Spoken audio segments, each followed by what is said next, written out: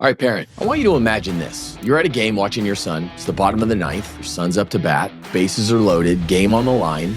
And he strikes out.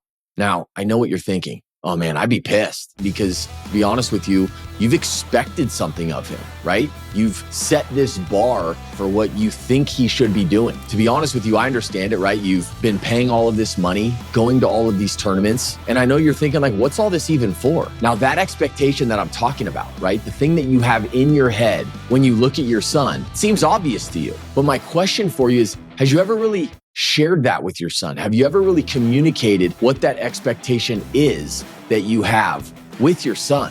Now, I know you might be saying, of course I have. He knows what it is. How could he not know what it is? But if you've never actually had the conversation, if you've never turned those expectations into agreements, then unfortunately, you're going to keep getting disappointed in him, and he's ultimately going to keep being frustrated with you.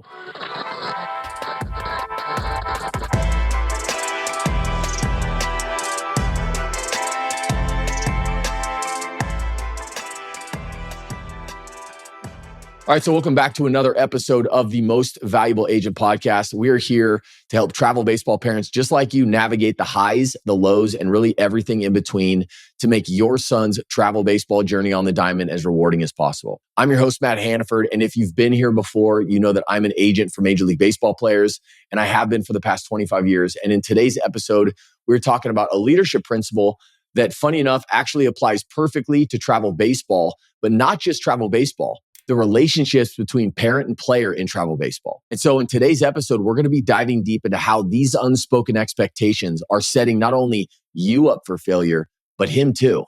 And really how you can turn these clear expectations into agreements that ultimately are going to change the trajectory of your relationship and hopefully his baseball career. So I want you to stick around because this could be the game changer that your family needs. You're going to hear why these hidden expectations are causing so much frustration, right? How they do more damage, unfortunately, than you even realize in the relationship that you have with your son. And then most importantly, you're also going to learn how to apply some simple steps to really turn these expectations into agreements that are going to build trust. They're going to boost performance, and they're really going to make the whole experience that you guys have as a family much more enjoyable. So whether your kid is dreaming of playing college baseball one day, or maybe for him, it's to be in the big leagues, this is your episode, so let's jump in. Let's start with the basics. So what's the difference between, when I say expectation and agreement, right? What's the difference between the two of those things? So as parents in travel baseball, you guys all have expectations for your son. Things like, I expect him to give 110%, not only at practice, but in games. I expect him to hit 300 this season. I expect him to strike out this number of batters.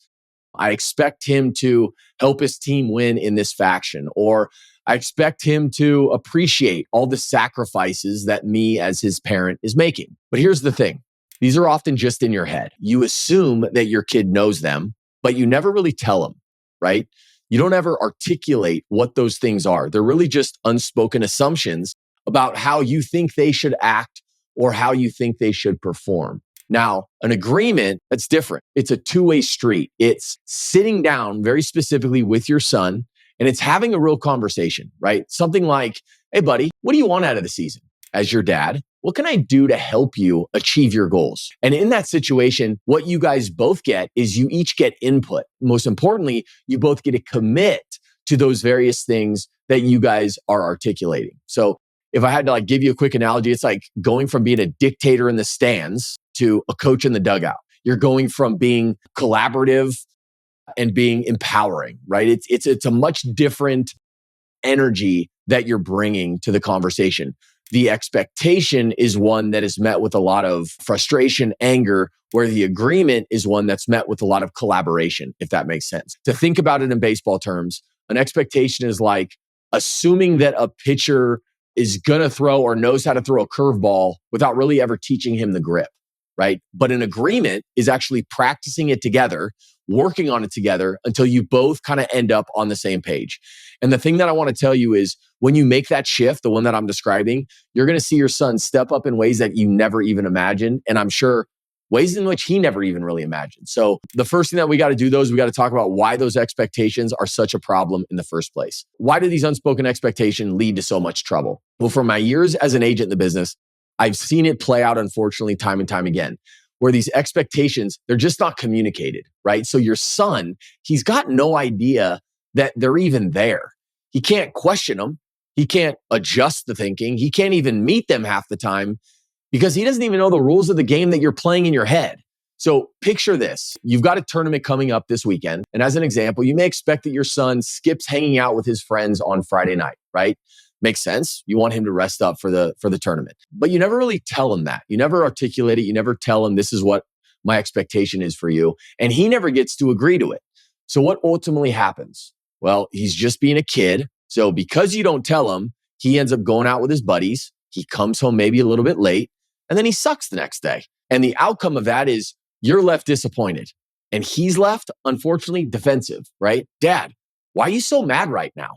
And you may say, well, son, I'm mad because you never should have been hanging out with your friends the night before this big tournament, right? You're not taking this seriously, is something that I've heard plenty of parents say to their sons. And of course, as I'm sure you would imagine, what do you think his response to that is, right? Something like, what are you talking about? You didn't tell me this. I don't even know what you're referring to, right? It's as if you've had a conversation with someone and you expected him to be there, but he wasn't. It's a no-win situation. And the disappointing thing is, let's just assume actually that he had rested and that he actually did play well. It's just what you expected.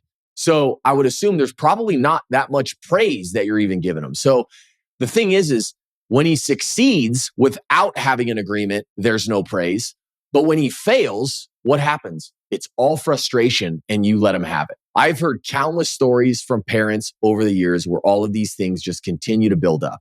And there's one in particular that I want to tell you guys about. So this dad that I knew, he told me that he expected his 14-year-old son to work on hitting every single day after practice in the cage. And of course, the kid didn't. Not only did he not do that, but his grades slipped. He was burnt out. Suddenly, there's a ton of yelling going on between him and his son. Naturally, the result of that is the morale between the two goes into the can, unfortunately.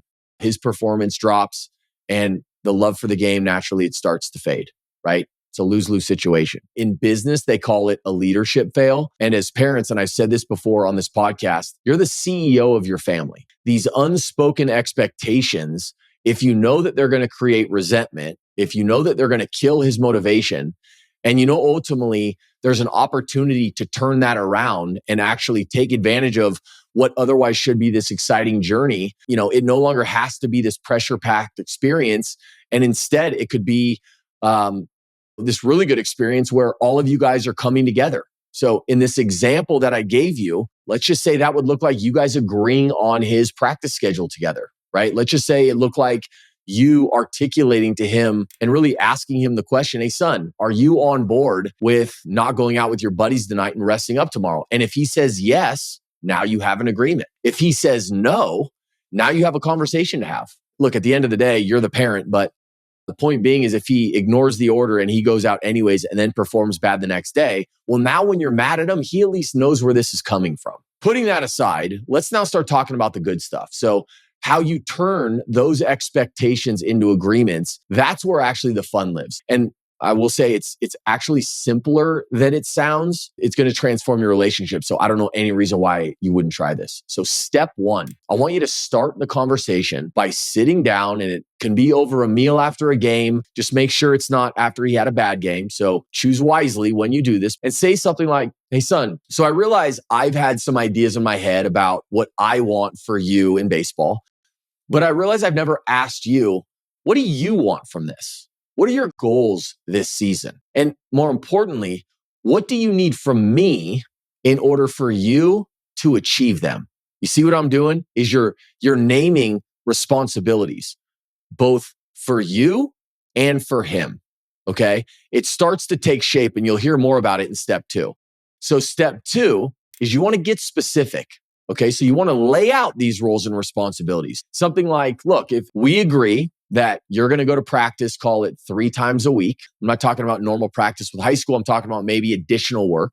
If we agree that you're going to do this extra work 3 times a week, I'm going to make sure as your dad that you're going to be working with the right coaches. You're going to have the right equipment, and I'll even drive you to the field, right? That's my end of the bargain. And in turn, you're going to be showing up every single day, giving me 110%.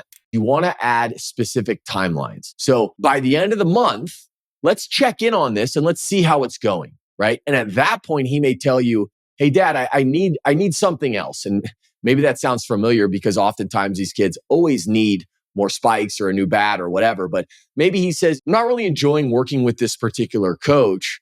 I think it would help me if I found a different one, right? You're setting aside time to have these conversations. And that is a really, really important factor. So that was step 2. Now, step 3 is you want to make sure that you keep these lines of communication open. Schedule these regular check-ins, right? And it doesn't have to be a long period of time, just a quick chat every couple weeks.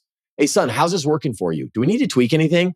Right? And the thing is that I want you guys to understand is if he says to you specifically, hey, look, I want to achieve this goal, and he does it, you need to celebrate that win. You need to give him the reward, just your praise, and let him recognize you're paying attention, right? You're not just frustrated at times. You're rewarding me when I do something well, right? Hey, high five, man. Like various things like that. You'd be surprised. Just one piece of positive reinforcement can go a long way for a kid. Funny thing enough is I've actually done this with my clients, and there's a specific one that I do remember having where I expected him to do something that he didn't agree to, right? I expected him to do everything in his power to show up, to reach his goal, but he never really acknowledged that he was committing to it. And I never asked him the question, what are you committed to? And so after this one particular conversation, we made an agreement.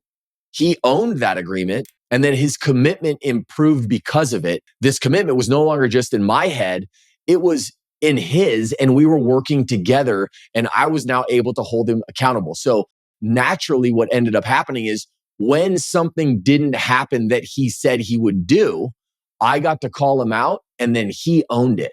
You see that? Because I had made an agreement with him, when I called him out, it wasn't coming out of left field. Immediately he knew, oh, you're right. I said I would do that and I didn't. That's on me. That's how we're going to use this to shape behavior. Okay. And one of the things that I want you guys to realize is how easy and how inspiring this is when you see players take ownership. Now, I think sometimes parents, they hear this and they think, well, my son's never going to do that, right? He's never going to take ownership of anything. But most of the time, believe it or not, it's not a matter of you needing to tell him stuff more. So if you assume that you never ever did this work, it's not a matter of you like, oh, I have to tell him better. It doesn't work, right? That's where the wall's up and he's rejecting what you're saying. Instead, it's more a matter of you inviting him into a conversation with you, but then having the conversation where you turn that expectation into your head into an agreement. And if you can do that, you're no longer going to feel like you're talking at him, but instead with him, right? You're going to now feel like a better parent.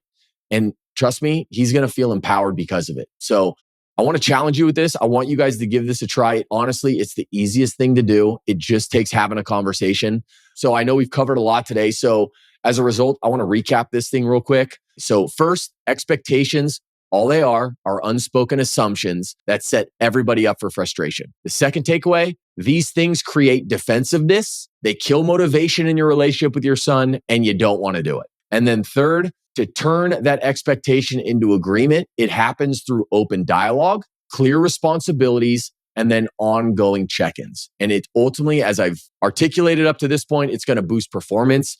It's going to bring you both closer together. And it's going to take you from being on different pages to finally feeling like you're on the same team working together to accomplish his goals. All right, so if this resonated with you, I'd like you to hit the subscribe button so you do not miss future episodes. Leave a review on your favorite platform. You may not know why I ask you to do that. It actually helps other parents find us. And then check out our YouTube channel for more tips on travel baseball. And then lastly, guys, we've done some really cool episodes recently that are coming to you guys here soon. I recently sat down with Gus and Hugh Quattlebaum. Now, Gus, that name may sound familiar. He's been on the podcast before. He's a seasoned baseball executive for the Boston Red Sox, and he has spent his entire career in scouting.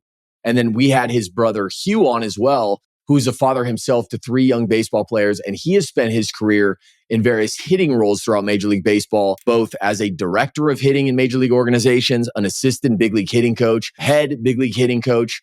And with Hugh, we talk about his upcoming book, Don't Be That Coach. And we look at very practical things that you can do as a parent to ensure that your son ultimately is doing everything that he needs to do to make sure that he's getting better. So also did an episode with a client of mine and MLB All-Star Austin Riley and his parents. where we discuss the draft. And you're going to hear from his mom and dad, Mike and Elisa, about what that experience was like for them. And then lastly, I recently sat down with the father of the top prospect for the Pittsburgh Pirates, Connor Griffin. His dad, Kevin, who I interviewed, is actually a college softball coach.